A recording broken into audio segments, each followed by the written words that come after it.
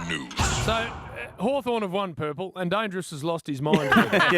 He's not with us. There's something wrong with him. I wasn't even sure if we're actually on air when we came back from the We had three conversations going on as the mics went on, so I was a little flustered. Come on, Dangerous, you're better than that. And Jim and Bill, we were worried about Saturday's rub, weren't we? We were. Because Jim wasn't there, and he told us that it doesn't work without him. Yep. I have not received more feedback positively than what just happened on Saturday. In fact, still coming one through. of the Gold Coast Suns staff said to me in the tunnel, "Oh, you need to get back to that show real quick." I said, "Mate, I know it. I don't have to hear it to know it." The first segment, Jim, it swam. It was swimmingly. It went swimmingly. It was beautiful. It was, in fact, it went 20 minutes, and people said keep it going. Yep. And the rest No of the doubt. show was perfect. Who else do we have on? Can't remember. Will. Will. No, Well, Will. what he would have done is pointed In and out Fat's disgraceful social media work, which, again, Yeah.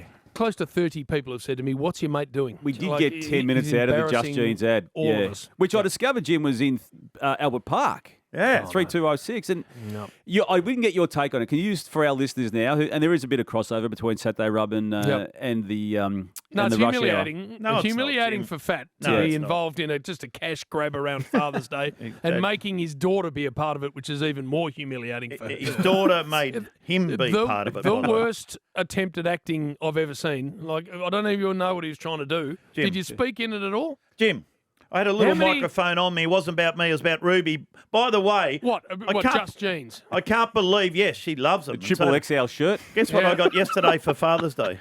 A Just Just Jeans Jeans. T-shirt. Oh, of course. But a lot of people comparing it to Yeah. the Sydney Sweeney campaign. Oh, my That's God. what I got. That was Well, the feedback I You got. went with that Saturday. I gave you half a laugh there, and I'm not I giving you tell you- another laugh for it. That's it, Fat. I'm not Now, saying Damo, that. what we Yeah. did get Can you are say 4 cracking finals. Yeah, we did. Just before we move off fashion, Jim, Gold Coast playing Brisbane Lions in the second of the semi-finals this Yep. weekend.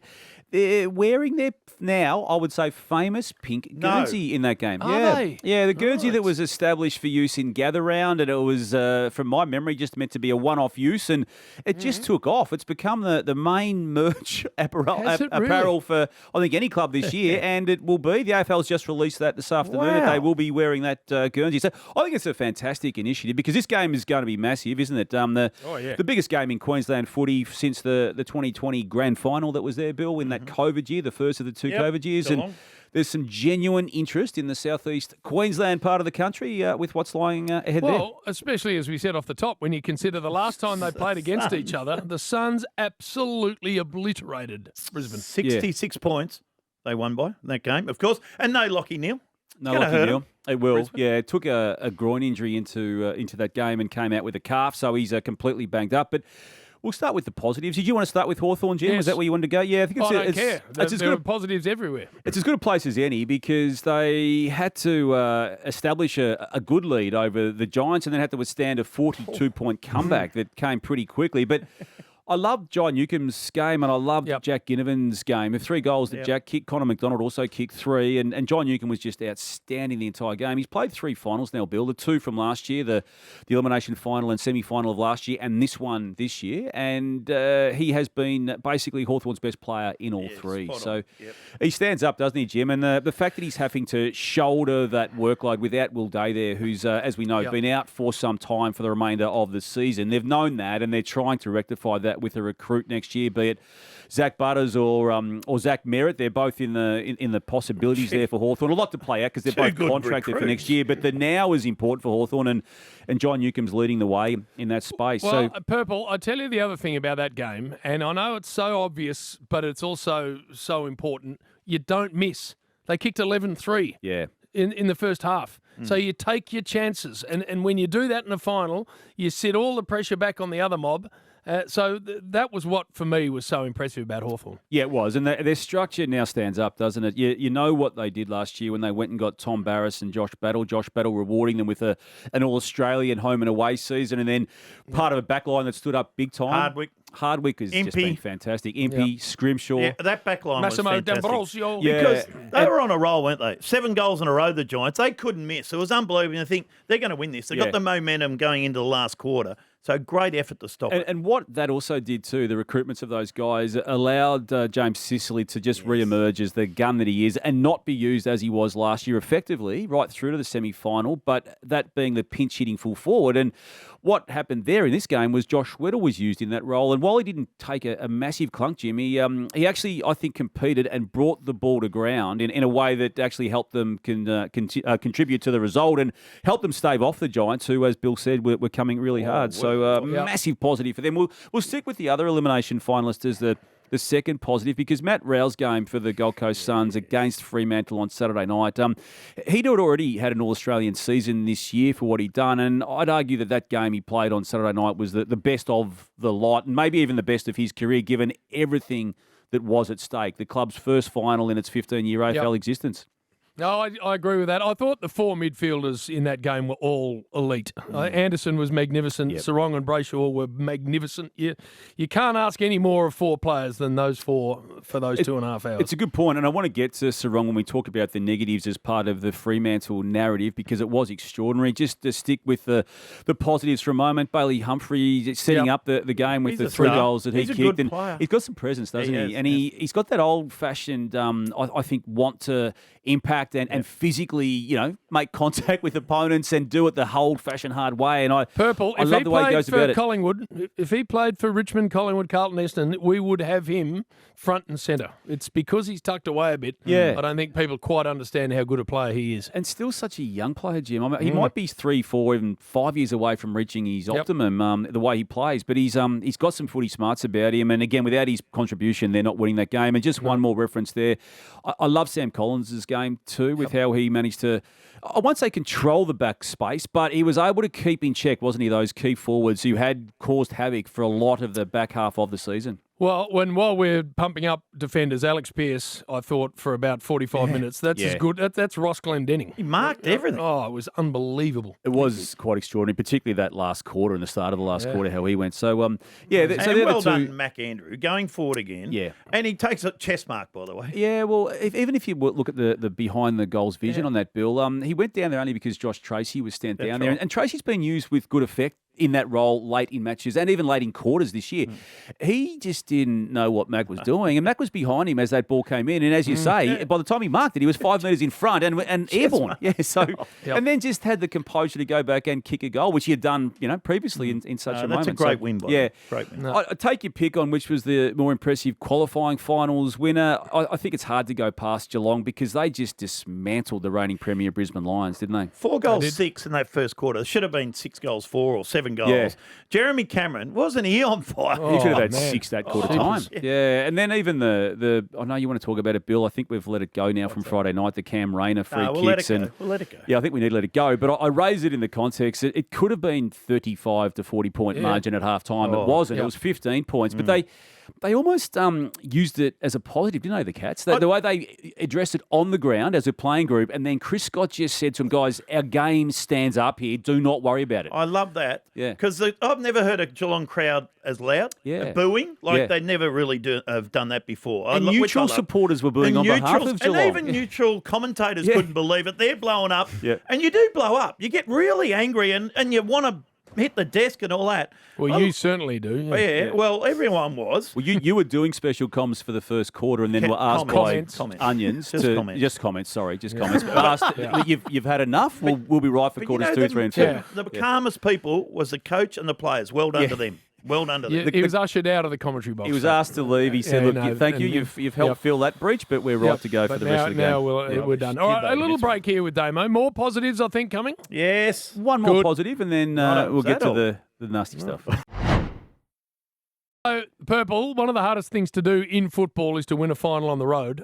Yes. And we saw 3 clubs do that on the weekend, which is brilliant. And Collingwood's ability to get on a plane and win wherever it is, whenever it is the envy of the competition, in my view. Yeah, it is. And it's why they as a club still stayed confident despite only winning 2 of their final 7 home and away games. They had this plan, A, to get Geordie to go. He rehabs from his bad body issues again. And that was a risky plan when they undertook it because they were going very, very nicely. He just wasn't contributing because of the body. And they just had the one focus, get him right for September. And it proved quite prophetic pathetic, Jim, the way they went about that, because he was absolutely brilliant in that game on Thursday night, wasn't he? Good. He really was. And again, take he your turned pick. the game at one stage when he went into the midfield. Yeah, he did, didn't he? Yeah, and maybe it wasn't 2018 explosive best, but I think there's probably a footy smarts element to him right now, which compensates for that issue. But I keep reminding people, or trying to, the finals series he's played, Jim, have been quite extraordinary. 2018 and 23, years that ended up in grand finals for Collingwood, losing one in 18, winning one in 23,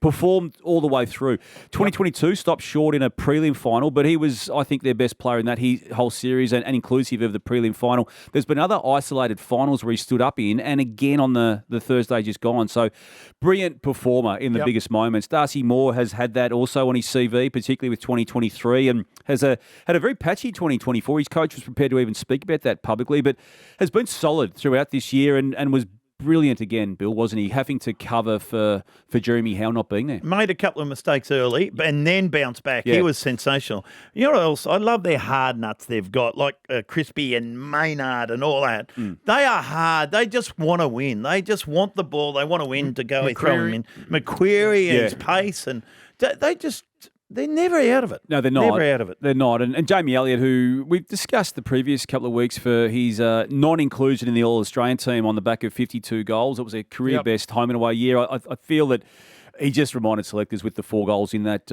qualifying final against the Crows that, they probably should have had a look at him. I know it's got nothing to do with the selection of that team, but to have now 56 goals for his situation. So, I mean, look, they were fantastic finals, as you've already discussed, Jim, and the winners were brilliant. And again, Collingwood negatives, I'm going to start with GWS because they're just wasting finals opportunities. So the Adam Kingsley era is now 3 seasons in completion, and he won his first 2 finals back in 2023. They were being elimination and semi-finals. Lost that year's prelim final to Collingwood by a point. So you don't hold that against him, but it just goes to show how close they were to a grand final. And on that stage, when they were on a roll, they were 17 points up in that particular game.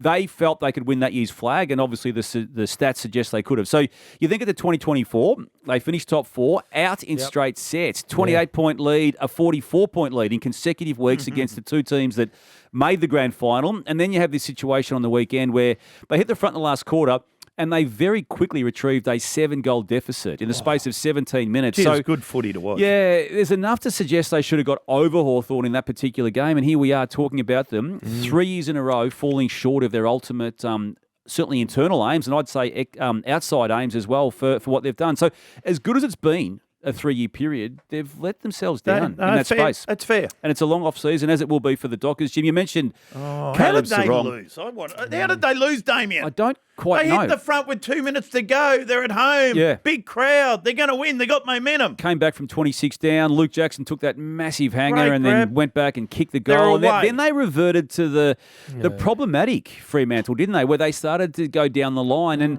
Luke Ryan kicking down the line, to me, has never been a success. And he had an opportunity to go elsewhere. And the boy that took the mark, Cox.